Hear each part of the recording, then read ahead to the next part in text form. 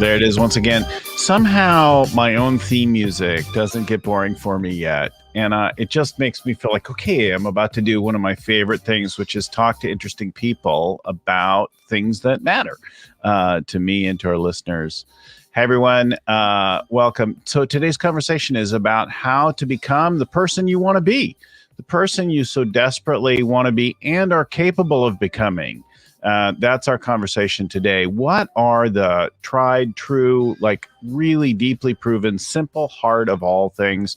And our special guest today is Warren Rustand, who's deeply experienced not only in doing this himself, but in helping others through the process.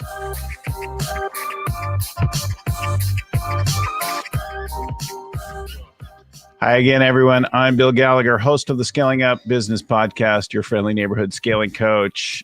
We do 3 episodes a week like this now, and we live stream them while recording them, and then we bring them to you on iTunes, Podcast, Stitcher, YouTube, Spotify, SoundCloud, I don't know, wherever you go to get your regular content. We're probably there. If we're not, please let us know and we'll get there. We've done hundreds and hundreds of episodes now like this on everything to do with scaling up people, strategy, execution, cash, and what I like to call the 5th decision. What kind of leader are you going to become? And that's what we're talking about today. Warren Rustand in his new book, The Leader Within Us.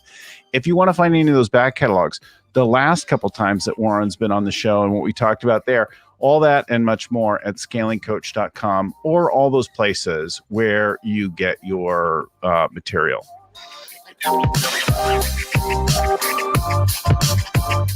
Sip of my afternoon warm beverage. So, Warren, welcome to the show.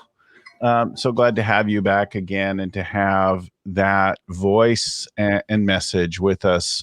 Let me just say a little bit for our listeners who may not know Warren, first-time listeners, viewers, whatever, who don't know that. So his background is truly extraordinary, from leading public and private companies from a few early stage through billions of dollars in all manner of sectors, to serving the White House, to playing in the NBA, like not a small human being in terms of that, but also not only his personal accomplishments, but his contribution to so many of us, mentoring us and helping us to develop our leadership, developing leadership academies and programs at both YPO and EO, WPO around the world. So just a huge background and so much to share, and coming from a place of abundance and kindness. Also, a father, grandfather, husband, community leader, like that kind of thing. Warren, welcome to the show. Bill, thank you very much. I'm glad to be here. And I'm appreciative of all the great things you're doing for people by having this show and spreading the knowledge that's so important from people who have done really interesting things. So all of those lessons that we can learn from are really helpful. And I enjoy listening and watching. So it's great. Thanks so much. So, and you're in Tucson today? I am in Tucson today. Nice and warm. Oh, I'm so getting ready to travel again. I've had both my vaccinations now due to my work, and I am like itching to go. First, I'm going to go see my mom, who lives near the Sundance Resort in the state of Utah. And then we're going to a little time in Hawaii. We're going to get to Arizona. Well, when you're down this way, we'd love to see you. And it sounds like you're going fun places. And I'm going to start my travel first week in April as well. I have had both the shots, so we're ready to go. So we'll see what happens. Awesome. So we're talking today about this. You've been working a long time in leadership in so many ways. Why write this book? What is this all about? Talk to us a little bit about this work. Well, it wasn't one of my life goals to write a book, and I had not intended to write one, although I've been urged by friends over the last 20 years to put my ideas and thoughts and principles down. I just was so busy, I didn't really take time to think about it.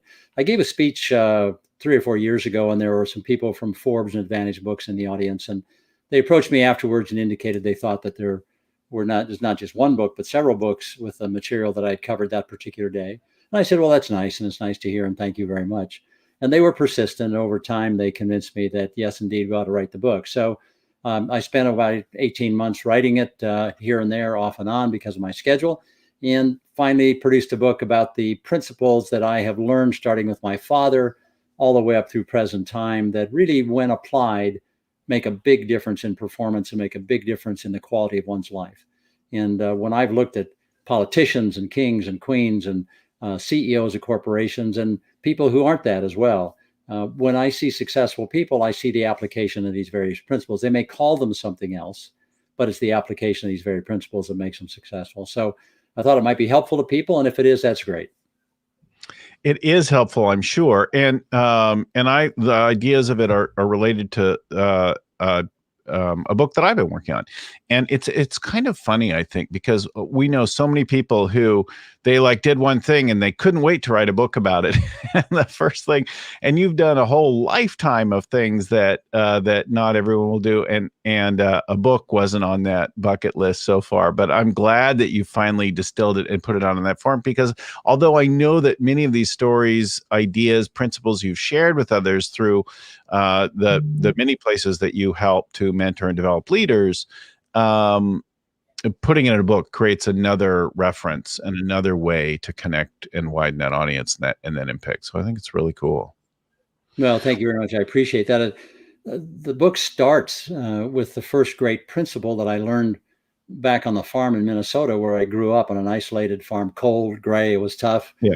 The only boy. My father took me everywhere, obviously. And the first great principle in the book is clarity of vision, the ability to understand where we are going with clarity. And that's very difficult, I think. And so I recall my father, when I was 6, 7 years old, we would go and look at a field, and it was time to harvest the field. And he would always stand at the edge of the field. I'd be standing next to him. And he'd always say something like, "What do we want this to look like when we get done? What are we trying to do here?" He always had a vision about each field that he opened, each field that he harvested or plowed or cut the hay. And I was always struck by that. And as I went further in life, I came to understand that he had a clear vision about what it is he wanted to do and what the outcome looked like, right? Stephen Covey, start with the end in mind. And he always started with the end in mind. And that was very instructive to me as I was growing up. And I began to practice that as a young man. I wanted to be a basketball player. Nobody sees me, Bill, and says, "Boy, there's an NBA body." They don't even say there's an NBA mind with me. I mean, it's just one of those things, right? So, but I wanted to play basketball at the highest level. So taking my dad's advice, start with the end in mind or a clear vision, the clarity of vision I needed, I set my goal. And then I worked backwards from there to determine my intentionality about getting that goal, which is the second great principle of leadership, right? It's certainty of intent. It's the notion that if we have a vision, we have to act on that every day. And so then I would set my intention. And as a result of that, I took whatever resources and talents I happen to have, and I got to play basketball at a very high level. And that was a lot of fun for me. I enjoyed that. That was great. It was a great part of my life. And yet you don't have any tattoos, piercings, or a Lamborghini. Well, none that you can see. No, I don't have. Not today's NBA player. They're a little different today. Yeah, that's right. Such humility. Oh, yeah. So I think it's really great. And, it's funny. I have a picture of my grandfather.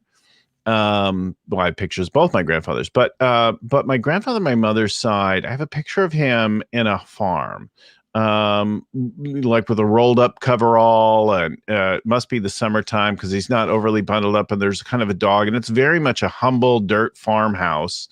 And of course he went on to be a leader in the FBI, to be sheriff, to serve as a leader in his church, to create a huge family, to do all of these things. And I'm like, wow, to go from that to that is really extraordinary. And what must that vision have been to take yourself through that kind of path in life?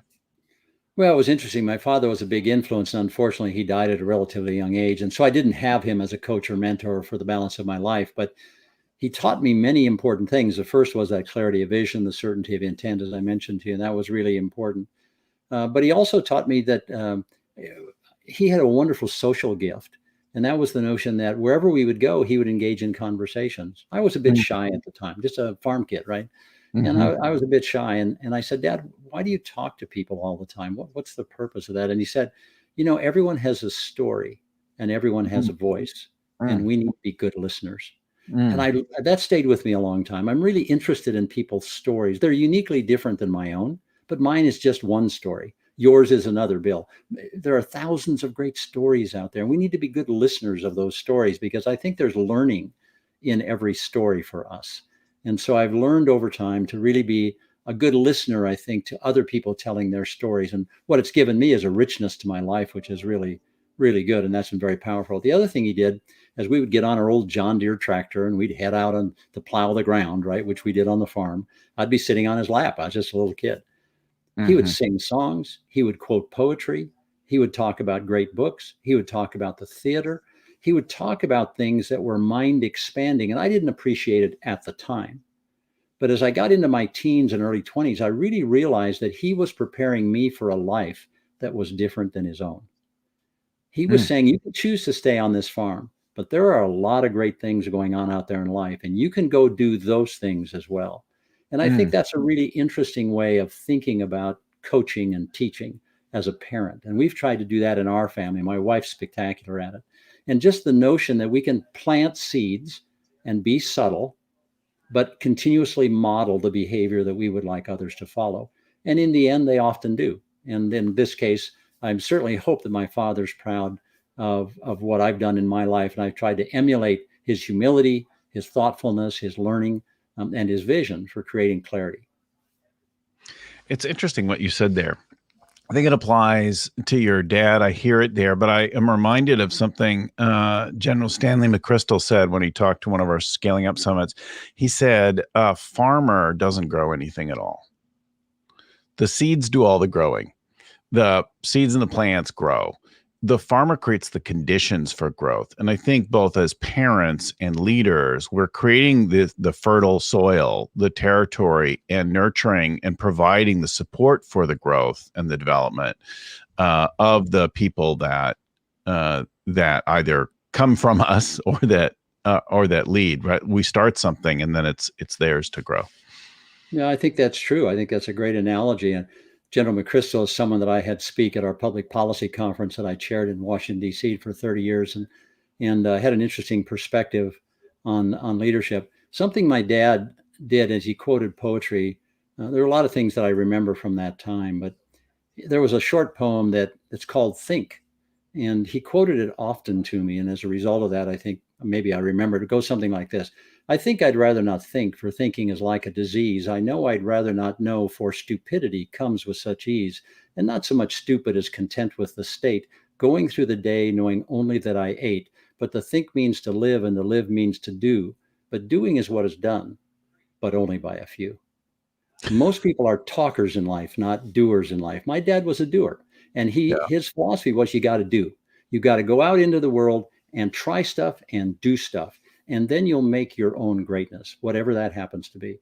And I think doing is what is done, but only a few. We have a lot of talkers in life, a lot of people representing things that they've never actually experienced themselves. They've never actually done themselves. But I think it's important to learn from those who have actually accomplished something. When I was 17 and itching to get out in the world and move on more and more, I talked about a trip with a friend of mine, and we were going to go to Hawaii. And like a lot of teenagers talking about a lot of things, we made very detailed plans for this thing. And then I prepared for the trip and I made my arrangements, and we were going to go through separate things because he had an in with the airline through his family and so on. And so I gathered my things and I got on my flight and I flew there, and my friend didn't show up. And I called then. So I'm not even 18 at this point. Right. And I'm in Hawaii by myself, where I had grown up. So I knew people, I knew my way around and that kind of thing. And I called my friend. My friend's like, "Oh, sorry, dude, I can't make it. I didn't talk to my dad and I can't work it out." And I was like, "Are you kidding me? Like, what the hell?" And I was really, really distraught about this. Like, what am I going to do? I'm here for a week, roughly. by myself now. What am I going to do with this trip? We had all these thoughts and plans and that kind of thing. And I got on the phone with my dad, and I was sad and upset, disappointed. And he's like, look, he said, I know you're going to find a way to deal with this, and something surprising will come of it, and you'll learn something about yourself. But one thing you should know right away is that you're one of the people who actually does stuff. That's right. And it was a deeply validating thing. And I've noticed it in my kids too, as they've gone on and they've hatched things, and their friends have been more talk than action. And, if you're one of those people, and I suspect the vast majority of our listeners and viewers are, then you should give yourself a pat on the back for doing that. But also know that not everyone does that come as easily for, right? Well, that's right. But it's the affirmation of that, of the effort of doing, that's important by those observing, right? Whether we're parents or friends or coaches. And sometimes that doing ends in failure. And we have to affirm that that's okay, right? You went out and did something, even though it didn't work out. And I've had plenty of failures in my life, both personally and professionally, right? And sometimes the best laid plans of men and mice, right? They just don't work out. And so our best efforts sometimes end in failure. And we have to deal with that. We have to accept accountability and responsibility. Having someone there that says, that's okay. You gave it your best shot. Now let's go do something else. That's really important. And particularly important with children,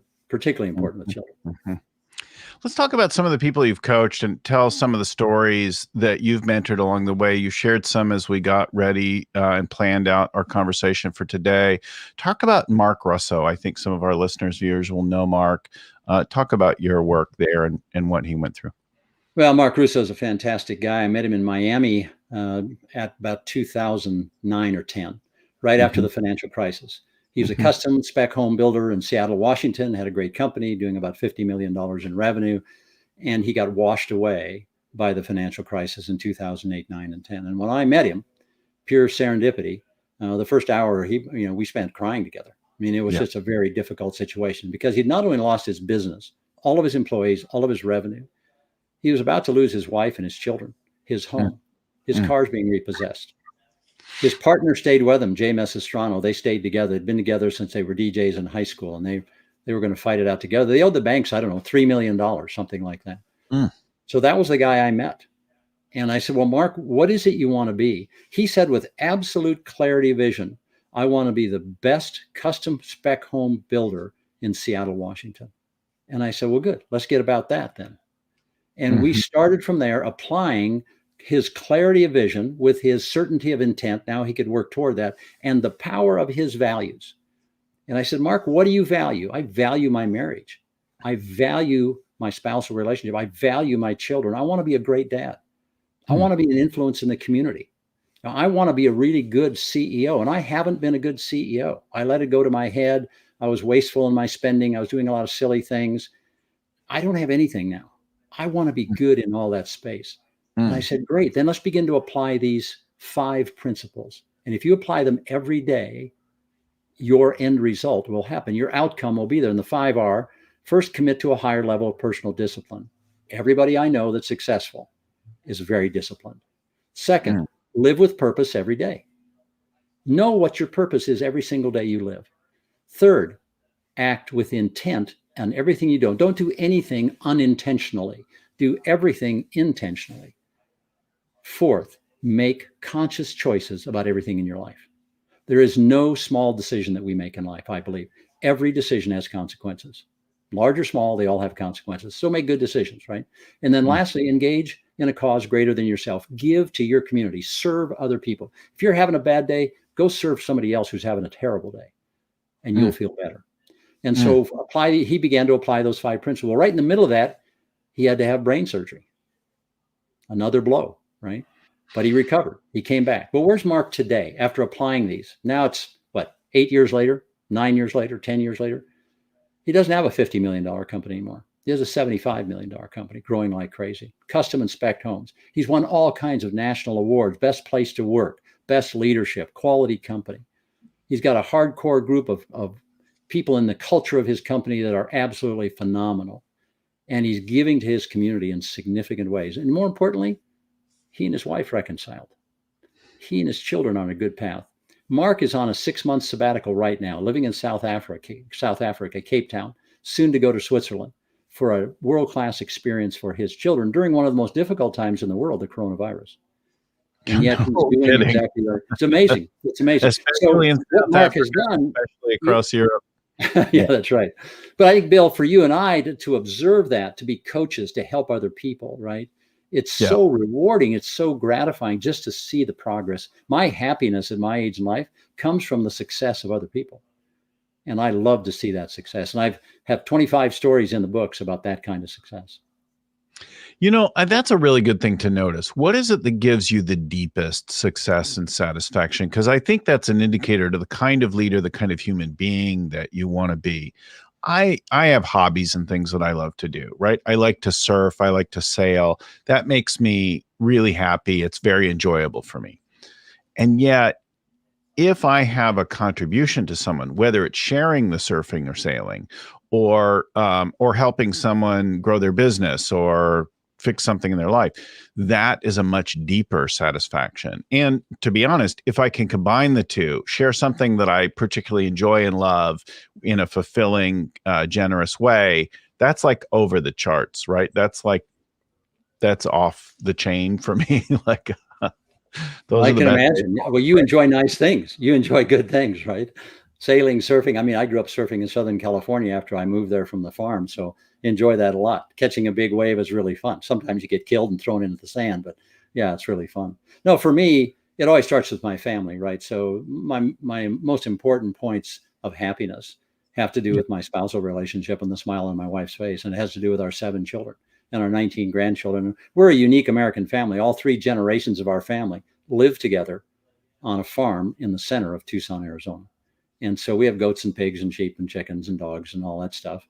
And our grandchildren have a place to run around, and our children. And so I get to see the faces and the happiness of our family and joy every day. So that's critical for me. It's just seeing them parent and seeing them have happiness and joy. There are other things. Oh, I'm sorry, Some go of ahead, our Bill. listeners and viewers in other parts of the world, in India and the Middle East, are familiar with this sort of multi-family living where they live on a compound, and but that's far, far less common among most of us. Yes, it is. Who live maybe near each other, but often not. My mom lives in a whole other state at this point. Right. So Well, I now think it's she's much more common. personally, yeah. Yeah, Bill, you're right. It's much more common, I think, and particularly in North American society, to move away from your family to go find the job or the city or whatever it is. Our Right. children all went to great schools. They all graduated. They all started their careers in different ways. And then they got together and said, how would mom and dad feel if we all moved back to Tucson, Arizona, and we built homes on the property? And so they approached us with that. And of course, as any parent would say, yeah, man, that's fantastic. That's great. We're excited about that. And so over a period of time, we rezoned the property. Every child got 4 acres and an opportunity to build a home. And it is really an unbelievably marvelous experience. And our family is just very happy. We get along really well. The 19 grandchildren are being raised almost as siblings. I mean, they all know each other. They play with each other every day. They go to school together, right? So it's been a lot of fun for us. But I think separate and apart from that, the joy and happiness for me, I've been in leadership as long as I can remember. From the 6th grade forward, for whatever reason, people asked me to lead. As student body president, or as captains of sports teams, or special committees of this, or different kinds of things. I've always seemed to end up there. And so what I enjoy most is using all the experiences I've had, all the lessons that I've learned along the way, passing those on to others, and then watching them use those lessons in a successful way for themselves, and then see their growth, like Mark Russo and dozens of other people, scores of other people that I've mentored who have done exactly the same thing, really remarkable things. So overcoming huge obstacles, this notion of going from tragedy to triumph, right? And it's from success to completion. Those are really important concepts. And I think it's been fun for me to do this. So I'm just that farm kid. I know I was at the White House, and I was invited to a White House dinner for the King of Norway, and the president was hosting it. And I didn't think about it at the time, but I was the highest ranking Norwegian in the US government, right? I was 29 years old at the time. I'm a farm kid, remember? I'm a farm kid in the White House. I can't believe it. And so the president invited me to join them for dinner. My eyes were wide open. This was fantastic. And when I got there, I was seated next to the King of Norway, who was seated next to the President of the United States. And I'm thinking, for a 29-year-old farm kid, I mean, this is, I don't have my bib overalls on, but this is a pretty good deal, I was really excited about that. It just so happened that I could speak a few words of Norwegian, which the king greatly loved. And the president thought I was over the chart smart, right? Because I knew a few words of Norwegian, and we had a great time. But just this notion of just loving where we end up, whatever seat we're sitting in at the moment, let's just enjoy that seat. Let's learn all we can from that. And then let's move on to our next experience. And that was the White House for me, was a wonderful, great learning experience. And those relationships I created helped me the rest of my life. But it was just one part of my life, just like basketball was one part of my life. They're like chapters in a book. And when I get done with them, I close that chapter, take the learnings from that chapter, and move on to the next chapter. And I've had a lot of chapters in my life, and it's been a lot of fun. You know, one of the things I heard you share there is something that I learned years ago from another from a coach that I had at the time. And so for 16 years, I've been doing leadership and growth coaching at one kind or another. And I was getting ready to go speak to a group of, I want to say they were plumbing contractors. And so I was on the phone with my coach before I led this workshop for this group. And I was feeling anxious and insecure. Like I'm much more of a urban intellectual. I don't know like about some of these trades, and they're not going to like me, these plumbers, and how am I going to, I was just really anxious. Like somebody else had set it up and asked me to go lead a workshop for these people. And my coach said to me, she said, you really think you're that different from them? Do you not all have issues with your parents and your spouses and your kids and your jobs and your bosses and your bankers, and you think you're that different? Like, I don't know, maybe you watch different TV shows or something like that. She said, but I think if you go there with an open mind and give up all that arrogant bullshit that you're trafficking in with yourself, you might be surprised at how common you are. So why don't you set aside every other thought, intention, concern for this particular workshop, and just go notice what you have in common with people. And it was deeply moving because I was humbled. Like, no, we are human beings and we have these same struggles, right? We all have like issues with our spouses and our parents and our jobs and our people and like all of that. And I was like, wow, maybe all that other nonsense about how I do this and watch that is all just nonsense I tell myself that gets in the way of connecting with human beings. No, I think that's true. It's a great example and a great story. I think we're seeing that in our nation right now, and nations around the world, the polarization of human beings based on identity and culture and politics, right? And without getting into politics, it always strikes me that we have so much in common. We all want education for our kids. We all want safety and security. We want good highways and roads and bridges. There's so many things we have in common. Why can't we begin the discussion from our points of common interest and then move out from there? Will there be things we disagree about? Sure, there will be. That's okay. We can, disagree without being disagreeable. I think this notion is that we are now starting everything from our points of disagreement, and we can't find agreement. What we have in mind. Yeah. So as we move out, it gets worse, not better. It just gets worse. And so we hope in our community and our family that we always start from points of interest. What do we feel similar about? How do we think about these things? And when we get that out on the table, we realize, there's a lot here that we agree on. Now let's talk about some of the other stuff that we can probably work and figure out. I recall when I was in the White House, the president of the United States would frequently call up the Speaker of the House or the president of the Senate and say, let's have dinner. And let's just talk about something. And I got to attend some of those meetings, and it was, the president would say, here's the kind of thing I'm thinking about for legislation. And the speaker or the president would say, well, that's probably something we can't do with this majority, but here's something we can do. Now let's try to forge. And they would work out some things and then present those as legislative packages where there was already some agreement. They would start from a position of agreement. And I think that's a much better place to start, generally speaking. So, the thing that I'm struck by in that is how much easier it is where you began our conversation, starting with the end in mind, right? Because we're very often aligned on what we want for the future. Prosperous nation and families that are healthy and all that kind of, like when we start with that, then we work back to and kind of resolve our things. But too often there's this back look about our grievances and our position of where we are today.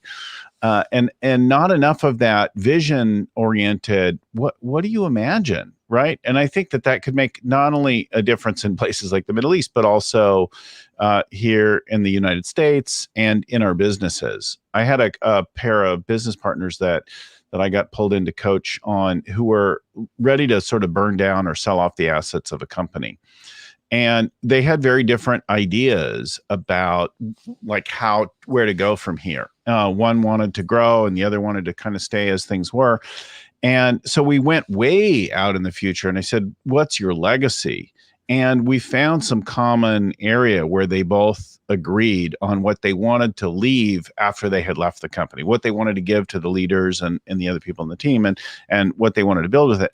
And from that, we actually worked back fairly quickly and aligned on a compromise in the present course of action for how to move forward, right? Yeah, I think it's really important. I think it's finding the common interests, right? Finding the common agreement from which you then begin a more delicate conversation is really essential. And I think that's very helpful in all the things we do. And I think your point is very well taken. I think as I looked at the various stories that I wanted to put in the book, and there are a lot of them, I ran two parallel tracks in the book, right? One was my personal story, and the other was the story of the people I encountered along the way and what happened to them, you know? And, you know, you think about Jamie Doragi, for example. I gave a speech in Los Angeles. Our mutual friend. And he came up to me afterward and we were talking. He said, well, I want to be the U.S. fencing champion. And I said, have you ever fenced before? And he said, I've been fencing my whole life, won a few here and there, but, you know, I just stagnated. I can't get anywhere. And I said, well, how old are you? And he said, 52 years old. I said, I don't know many 52-year-olds who want to be the U.S. fencing champion. And I said, so to kind of put him off and see if he was really committed, I said, if you really want to, here's what you have to do. You have to do everything I tell you to do, number one. And number two is that you need to call me early next week to let me know you really are committed to that. And I didn't expect to hear from him again. He called me 6 a.m. on Monday morning and said, I want to be the U.S. fencing champion and I want you to help me. So we began to rebuild him and really think about the principles he was applying and how he was doing this. Well, 6 months and 18 days later, I flew to Los Angeles to the Anaheim Convention Center. And Jamie was one of 64 fencers in the national championship. And after 12 rounds, he was in the gold medal round. This was only 6 months after practicing diligently these particular principles. He lost that 10-9, but what he learned about himself propelled him to win 3 national championships over the next 7 years and to be on 7 consecutive international teams for the United States of America, which led to a year ago last October, him winning the bronze medal as the 3rd best fencer in the world and leading his team, the United States, to the best medal finish ever, a silver medal for the United States team. It's this notion that if we apply principles in a very particular and meticulous way, we get different results. Right? We all know the definition of insanity, right? It's doing the same thing and expecting different results. Well, unless we change our habits and patterns every day, we will not get different results. We'll be frustrated, but we won't get different results. I think that's really a powerful thing to think about. It's so simple and yet not easy to do. Like, you're going to have to try some new approaches, right? We're going to change up some things, and that includes you, not just the people around you. That's right. That's right. We often introduce change for others, right? But we're not real good at changing ourselves. I wish my spouse, I wish my COO, I wish somebody else would change. Anybody except me, because I'm really comfortable like I am. Yeah, I work for me. You know why the caterpillar spins itself into a cocoon? It's because the caterpillar doesn't want anyone to hear all the screaming before it transforms into a butterfly. And I think that's true. Sometimes there's a lot of screaming when we try to change ourselves. There's a lot of angst that goes with that. But if we can come to the point where we look at ourselves deeply enough to understand that we might be the problem. We might be the problem in the marriage. We might be the problem for our family or the business. And if we look really closely under the microscope at ourselves to say, if I were to change a few things, could we have different outcomes? And what you'll find is it's almost always true that if we'll change ourselves in interesting ways, the outcomes become ever much more interesting. So I think for some people that's very comforting. To me, I know it deeply, and yet I always want other people to change first. And I'm always like desperate for them to finally buckle and do what I want. And when things are going wrong, some people say, what's wrong with me? What am I screwing up? I tend to go first to what's wrong with everyone else. I know I'm revealing the deep deep arrogance that I have, and the complete lack of humility. But that is my first instinct. If I'm really honest, it's what's wrong with everybody? Why don't they see the world the way that I do? And why won't they just stop doing that and do it the way that I want them to do it? I'm really like, and then I know now enough at 56 intellectually and from experience to go, I really need to go look in the mirror right now. And yet I really resist doing it. I'm like, I really would like somebody else to finally, and I don't want to go through that. I know that the breakthrough is on the other side of a barrier. And I know that I've got to move through the barrier to be uncomfortable, to have that breakthrough. And I know that I love breakthroughs. And yet I'm really, really personally resistant. I'm sure some others are like me, maybe not that many, but some who resist doing that personal work and focus. And it's always rewarding when you finally do surrender and go, you know what? Because it's that good news, bad news tension. It's bad news that it's your fault, right? Because you've got to fix something or deal with something or apologize for something. It's good news because it's way easier to work on you than someone else.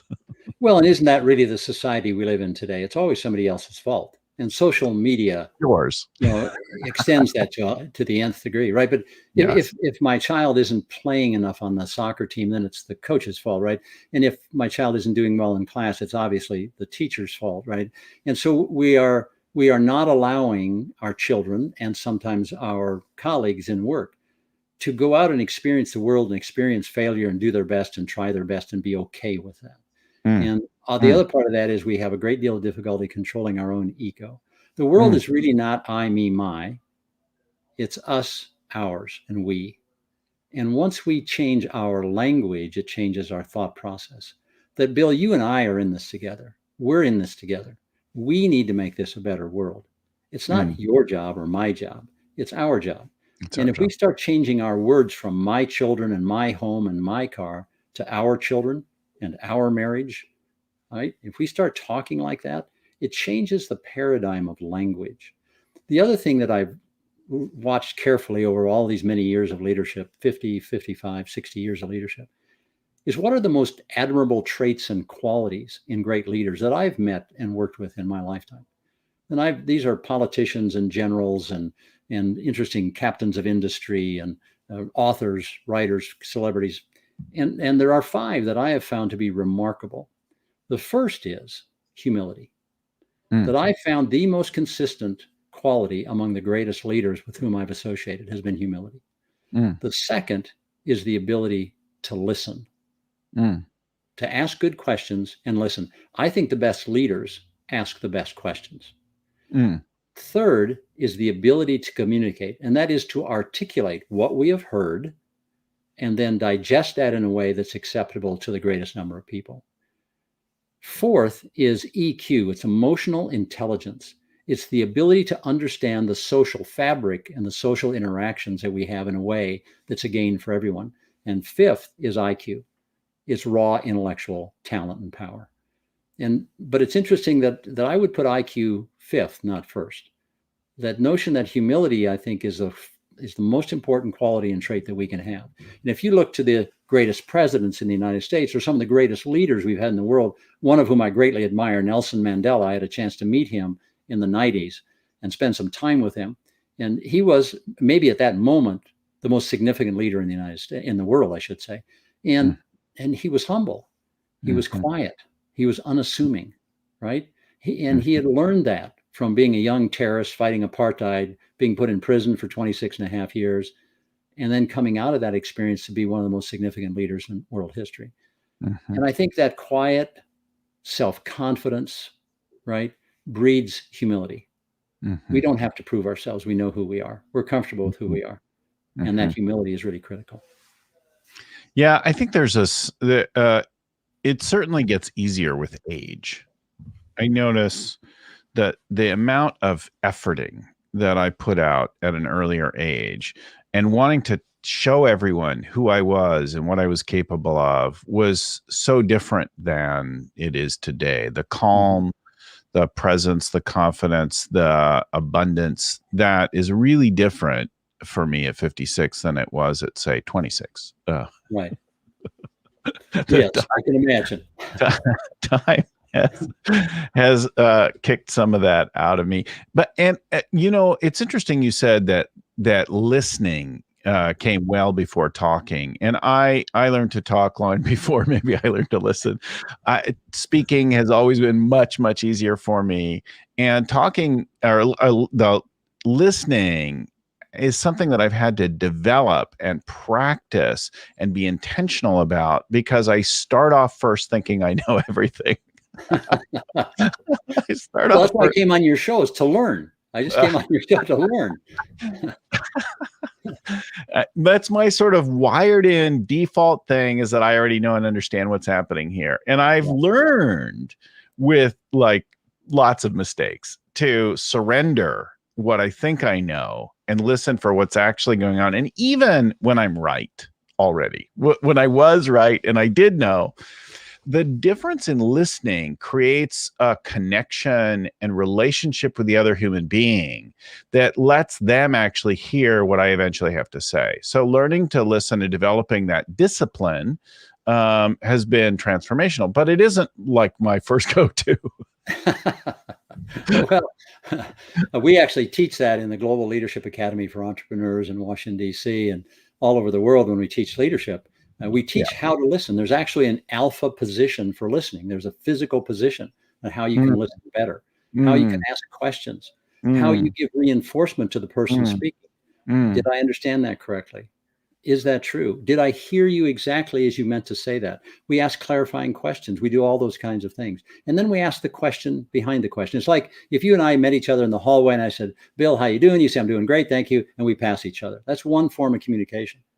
But if I stopped you and said, Bill, how are you really doing?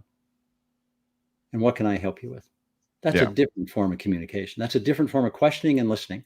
And we need to avail ourselves of that opportunity as human beings, is to really listen to other people's stories. That was my dad. My dad loved to listen to other people's stories because he learned from them, right?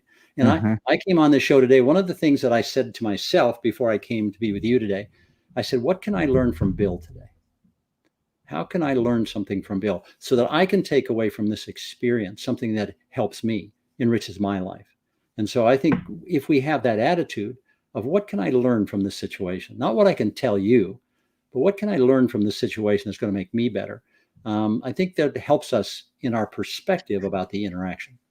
I let me underscore that a little bit. I'm definitely humbled by that, and I can take you at your word that that's truthful and not a gimmicky thing that you said, because I think you really are. And yet, it is kind of extraordinary, not normal, that a person with your accomplishments and age and like all that, compared to me, would come on looking for something to learn. That reveals something deep about your character and discipline and the traits of leadership that you've developed, because that is not what most of us would do, to say, oh, I'm going to come on that show. Certainly the show is here so that I and our listeners can learn from you. That's the design. But for you to come on here to share what you've got, but also to be looking for what there is for you to learn, is something we can all learn from. Well, I always see myself as the farm kid. When I'm sitting next to the king of Norway, I say, holy cow, the king of Norway's talking to the farm kid who happens to be Norwegian, right? I've always seen myself in that context of being the farm kid, trying to learn, trying to figure things out. And have I had my moments of ego? Absolutely. Can I tell you, I've been humble my whole life? Let me give you the story. It's in the book. So I was a senior in high school and I'd won lots of awards for basketball, and I was student body president, #1 in my class. Beautifully good looking, as you can see, and chiseled out of granite as a body. There's no question about it, right? So I thought I was the coolest guy in the entire world. And I was acting exactly like that. And I was showing my ego to everybody. And I was struggling a little bit. And so we had a wrestling coach at where I went to high school, California High School in Whittier, California. Great school. He was a wrestling coach, Clint South, a great guy. He was also my government teacher. And he'd been observing me unknown to me. And after class one day, he sat me down and he said, Warren, you're a jerk. And if you keep acting like this, you'll have no friends. Your ego is out of control. And he got up and walked away. For an 18-year-old kid who had just achieved all of his life's goals, to hear that from a man he respected and admired was an enormous emotional. I mean, I cried over that. I mean, it was a big hurt for me, but it was a great lesson for me. Yeah. Right? It was a great lesson that let's not let our ego get out ahead of who we really are, because we all have interesting insecurities or lack of self-confidence or inexperience or whatever it might be. We all have some of that in our body. And we should just be humble enough to recognize that we aren't the answer to the world. We're just one small part of it, just one small part of it. And that was a great lesson for me. And there have been other times. Another story, if you don't mind. My wife and I were leading a YPO university to India, 800 YPOers and their spouses. It turned out to be very spectacular. We'd been planning it for 2 years. It was great. And just before we left, we'd sold one of our companies and our bank account was relatively full. In fact, I went to the banker one day and I said, I'd like to make a deposit. And he says, you can't make a deposit. Your bank account is full. I don't know if you've ever had that happen, Bill, but it's just one of those things, right? And so we went off to India. We had this wonderful experience. And so I'm packing to come home the morning after the event in India. And my wife said, well, we're not going back to India. I mean, not going back to the United States. And I said, what are you talking about? Because I wanted to get back and buy the new car and maybe get a boat and an airplane or whatever I needed at that point. My ego was telling me. She said, we're going to go visit Mother Teresa's charities in Calcutta. And we're going to spend a week in the Center for Dying Patients and a week in the Center for Adoptive Special Needs Children that are 5 years of age. And I said, well, I don't really want to do that. She said, you ever have your wife say, we're going to Calcutta, right? So I understood where we were going. After spending a week of holding people in your arms who are in their last minutes and days and hours of life and having them die in your presence, my material stuff didn't seem very important. And then we walked into a warehouse for the next week.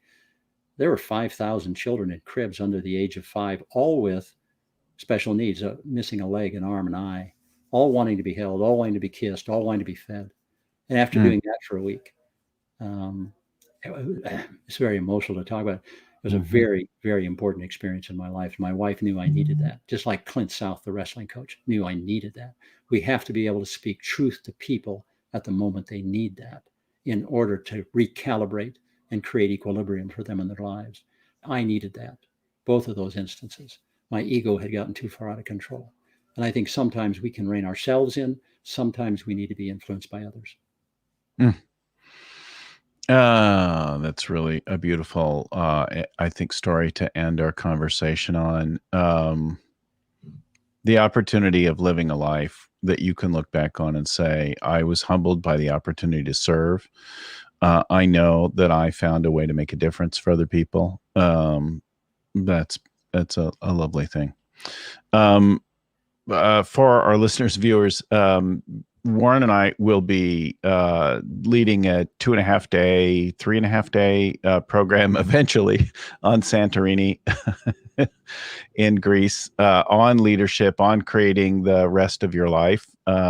It was going to be last year, then it was going to be this year. Now it's been moved out a year as we grapple with the pandemic globally, but I can't wait for that day to arrive. Let me summarize a couple of things I heard for people so they can digest it and think about it. We started first with having a clear vision. Think about what you're building and why you're building it. What matters to you? What do you imagine for the future? What's the outcome that you're going for, starting with that end in mind? Imagine the field. What crops are going to go there? What's the yield? Like what do you want to realize with your work? And then you talked about the dedication and repetition. So committing yourself, being uncomfortable, actually working on things, and then doing that again and again, being willing to not be perfect, but to practice things in pursuit of perfection, perhaps never reached. I think those are some of the key points that I heard you make as we went through all of your story. I appreciate that summary, Bill. Thank you very much. I've certainly appreciated talking with you today, and thank you for the takeaways as well. And I appreciate that. So I will go away better because of this and improve because of this, which is true of all of your listeners all of the time. So thank you very much for allowing me to be on your show today. So some shout outs on other things. If you want more, go to theleaderwithinus.com or find The Leader Within Us on Amazon. We'll put those links in the show notes for the show and here in the crawl on the video right now. Theleaderwithinus.com, The Leader Within Us on Amazon or wherever you get your books. I want to give thanks to Vern Harnish, author and creator of the Scaling Up Framework and the original Rockefeller Habits. founder of the EO organization that grew our work for scaling up and so on. Big thanks also to Lucy Summers, who gets our show ready, schedules things, promotes, does all the work behind the scenes, producing things, and to Albert Burge at Podfly Productions, who will edit our audio and get it all clean and sounding good for distribution. Our show notes get written up by Ann Codina and proofread by Tim McGowan. Thanks again, everyone, for listening and watching. Keep scaling up.